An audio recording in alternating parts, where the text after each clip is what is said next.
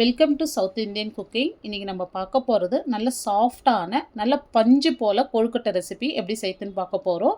எப்பவுமே செய்கிற மாதிரி இல்லாத கொஞ்சம் டிஃப்ரெண்ட் மெத்தடில் நம்ம கொழுக்கட்டை செய்ய போகிறோம். இப்போ இந்த ரெசிபியை பிகினர்ஸ் கூட ரொம்ப ஈஸியாக செய்யலாம். ரொம்ப சாஃப்டாக இருக்கும். உள்ளே வேர்க்கடலை பூரணத்தோடு இந்த கொழுக்கட்டை சாப்பிட்றதுக்கு ரொம்ப டேஸ்ட்டாக இருக்குங்க. இப்போ இதை செய்யறதுக்கு நான் நார்மல் பச்சரிசி எடுத்திருக்கேன். மெஷரிங் கப்பில் 1.5 கப் பச்சரிசி எடுத்து 3லேருந்து 4 மணி நேரம் நல்லா ஊறிட்டு இருக்கு பாருங்கள். நீங்கள் ஓவர் நைட்டு ஊற வச்சு கூட மார்னிங் செய்யலாம். ரொம்ப நல்லாயிருக்கும். இப்போ இந்த அரிசி நல்லா ஊறி இருக்குங்க. இப்போ இது தண்ணி வடிச்சிட்டு நம்ம மிக்சி ஜாரில் சேர்த்து அரைக்க போகிறோம். இதை அரைக்கிறதுக்கு முன்னாடி நம்ம பூர்ணம் ரெடி பண்ணிடலாம். இப்போ நம்ம வேர்க்கடலை பூரணம் தான் செய்ய போகிறோம். இப்போ மெஷரிங் கப்பில் 1 கப் அளவு வேர்க்கடலை, 3/4 கப்பு நான் வெல்லம் எடுத்துருக்கேங்க. 1 கப்பு எடுத்திங்கன்னா வேர்க்கடலை 3/4 கப்பு வெல்லம் சேர்த்துங்க. கரெக்டாக இருக்கும் இனிப்பு. இப்போ நான் வேர்க்கடலை சேர்த்துட்றேன். இப்போ இந்த வேர்க்கடலை வறுத்த வேர்க்கடலை தான் எடுத்துருக்கேன் பாருங்கள். வறுத்துட்டு தோல் நீக்கிட்டு சேர்த்துங்க. இப்போ இதுலேயே 2 ஏலக்காய் சேர்த்துட்டு ரொம்ப நைஸாக அரைக்காதீங்க. கொஞ்சம் கொரகொரப்பாக அரைச்சி எடுத்துங்க. பாருங்கள், இந்த மாதிரி கொஞ்சம் கொரகொரம் தான் இருக்கணும். ரொம்ப நைஸாக அரைச்சிடக்கூடாது. இப்போ இதுலேயே நம்ம துருகி வச்ச வெல்லம் அப்படியே சேர்த்துடலாம். இப்போ இதை பல்ஸ்லேயே போட்டு எடுத்துங்க. ரொம்ப நைஸாக அரைச்சிடாதீங்க. பாருங்கள், இந்த மாதிரி அரைச்சி எடுத்துங்க. இப்போ வேர்க்கடலை பூரணம் ரொம்ப சூப்பராக ரெடி பண்ணிட்டோம். எப்போவுமே கொழுக்கட்டைக்கெல்லாம் வேர்க்கடலை பூரணம் ரொம்ப டேஸ்ட்டாக இருக்குங்க. இப்போ இதை வேற ஒரு பாத்திரத்தில் மாற்றிடுங்க. இப்போ நம்மளுக்கு வேர்க்கடலை பூரணம் சூப்பராக ரெடி பண்ணிட்டோம். இப்போ நம்ம ஊற வச்ச அரிசி தண்ணி வடிச்சிட்டு ஒரு மிக்சி ஜாரில் சேர்த்துடலாம். இப்போ இந்த அரிசிக்கு தேவையான அளவு உப்பு சேர்த்துருங்க. அரைக்க சொல்லவே உப்பு சேர்த்துருங்க. நான் கொஞ்சமாக கல் உப்பு சேர்த்துக்கிறேன். இப்போ இதில் தேவையான அளவு தண்ணி சேர்த்துடலாம். இப்போ இந்த மாவு அரைக்கிற பக்கம் பார்த்தீங்கன்னா தோசை மாவு மாதிரி அரைச்சி எடுத்துங்க.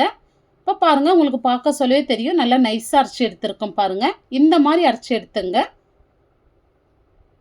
இப்போ ஒரு பேன் வச்சுட்டு இப்போ இதில் ஒரு 2 ஸ்பூன் நான் நெய் சேர்த்துக்கிறேன். நெய் விருப்பம் இல்லாதவங்க நீங்கள் எண்ணெய் கூட சேர்த்துக்கலாம்.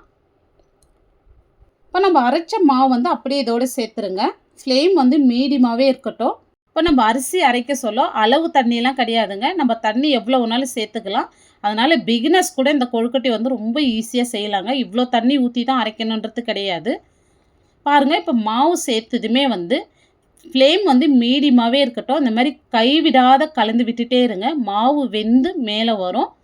இப்போ மாவு பாருங்கள் நல்லா வெந்து கெட்டிப்படுது பாருங்கள். இந்த மாதிரி கெட்டிப்பட சொல்ல கலந்து விட கொஞ்சம் கஷ்டமாக இருக்கும். இப்போ இந்த மாதிரி நல்லா கலந்து விட்டுங்க.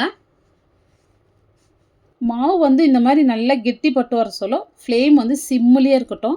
இப்போ மாவு பாருங்கள் நல்லா சுருண்டு வருது பாருங்கள். மாவு இந்த அளவுக்கு வந்த பிறகு கையில் கொஞ்சமாக தண்ணி தொட்டு மாவு தொட்டு பாருங்கள்.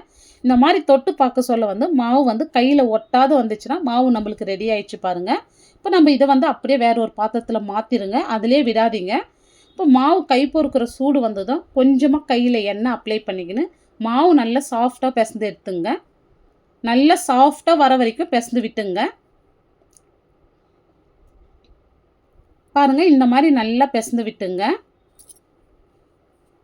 இப்போ மாவு எடுத்து காமிக்கிறேன் பாருங்கள். இப்போ இந்த அளவுக்கு நல்லா சாஃப்டாக இருக்கணும் மாவு.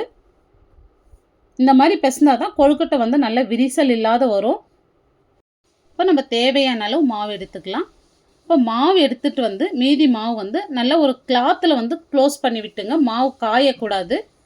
பாருங்கள், இந்த அளவுக்கு மாவு எடுத்துகிட்டு நான் வாழை இலையில் கொஞ்சமாக எண்ணெய் அப்ளை பண்ணியிருக்கேன். இப்போ உங்களுக்கு எந்த அளவுக்கு திக்காக வேணுமோ இல்லை மெலிசாக வேணுமோ அந்த அளவுக்கு நீங்கள் தட்டி எடுத்துக்கலாம். நான் நல்லா மெலிசாக தட்டி எடுக்கிறேன் பாருங்கள். இந்த அளவுக்கு நல்லா மெலிசாக விரிசல் இல்லாத தட்டி எடுத்துங்க. இப்போ நம்ம வேர்க்கடலை பூரணம் தேவையான அளவு சேர்த்துடலாம். இப்போ பூரணம் உங்களுக்கு எந்த அளவுக்கு வேணுமோ அந்த அளவுக்கு பூரணம் வச்சுட்டு அப்படியே இலையோடு க்ளோஸ் பண்ணுங்கள். க்ளோஸ் பண்ணிவிட்டு அந்த எட்ஜு எல்லாமே இந்த மாதிரி கை வச்சு நல்லா ப்ரெஸ் பண்ணிங்க. அப்போ தான் நம்மளுக்கு வெளியில் வராது. இந்த மாதிரி ப்ரெஸ் பண்ணிவிட்டு இப்போ உங்களுக்கு எந்த அளவுக்கு வேணுமோ அட்ஜஸ்ட் பண்ணிங்க. இப்போ இந்த கார்னர்லாம் உங்களுக்கு தகுந்த மாதிரி நீங்கள் அட்ஜஸ்ட் பண்ணிங்க. பாருங்கள், இந்த மாதிரி அழுத்தி விட சொல்ல நம்மளுக்கு பூர்ணம் வெந்து வெளியே வராது. இப்போ கொழுக்கட்டை பாருங்கள், பார்க்க சொல்லவே நல்ல மெலிசாக பார்க்குறதுக்கு அப்படியே சாப்பிட்ணும் போல் இருக்குது பாருங்கள். இந்த மாதிரி பண்ண சொல்ல பிகினர்ஸ் கூட ரொம்ப ஈஸியாக பண்ணலாங்க. விரிசல் இல்லாத எவ்வளோ சூப்பராக பண்ணியிருக்கேன் பாருங்கள். நான் உங்களுக்கு உருண்டை கொழுக்கட்டை பண்ணி காமிக்கிறேன். இந்த மாதிரி கொஞ்சம் திக்காக தட்டிட்டு அப்படியே நம்ம கையில் வச்சுட்டு கொஞ்சம் குழி பண்ணிங்க. இப்போ தேவையான அளவு பூரணம் வச்சுங்க. அதில் இப்போ நான் வீடியோவில் எப்படி மடிக்கணும் அதே மாதிரி மடித்து விட்டுங்க. இப்போ இந்த மாதிரி வந்து நல்லா க்ளோஸ் பண்ணிவிட்டு அப்படியே உருட்டி எடுத்துங்க. விரிசல் இல்லாத உருட்டி எடுத்துங்க. இப்போ பாருங்கள், உருண்டை கொழுக்கட்டை விரிசல் இல்லாத ரொம்ப சூப்பராக பண்ணியிருக்கோம். இப்போ பாருங்கள், இதே மாதிரி வந்து நம்ம எல்லாமே செஞ்சு எடுத்துக்கலாம். இப்போ ஸ்டீமரில் வந்து நான் தண்ணி வச்சுருக்கேன். இப்போ நம்ம ரெடி பண்ண கொழுக்கட்டை வந்து இதோட சேர்த்துடலாம். போய் சேர்த்துட்டு வந்து ஒரு 12லேருந்து 15 நிமிஷம் இதை நம்ம வேக வச்சு எடுத்துக்கலாம். இப்போ பாருங்கள், 15 நிமிஷம் கழித்து கொழுக்கட்டை வெந்து வெளிவரல. ஒரு பர்ஃபெக்டான கொழுக்கட்டை ரொம்ப சூப்பராக பண்ணியிருக்கோம் பாருங்கள். இப்போ நம்ம அடுத்த பேட்சும் இதே மாதிரி வேக வச்சு எடுத்துக்கலாம்.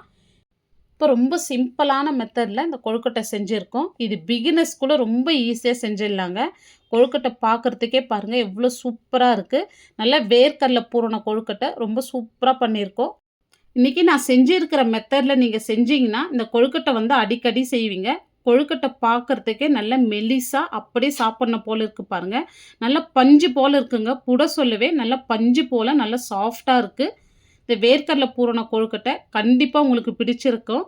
இந்த வீடியோ உங்களுக்கு பிடிச்சிருந்தால் லைக் பண்ணுங்கள், ஷேர் பண்ணுங்கள். நம்ம சவுத் இந்தியன் குக்கிங் சேனலை சப்ஸ்கிரைப் பண்ணாத பார்த்துட்டு இருந்தீங்கன்னா சப்ஸ்கிரைப் பண்ணிவிட்டு அப்படியே ஆல் அண்ட் ஆப்ஷனையும் கிளிக் பண்ணிவிடுங்க. தேங்க்ஸ் ஃபார் வாட்சிங்.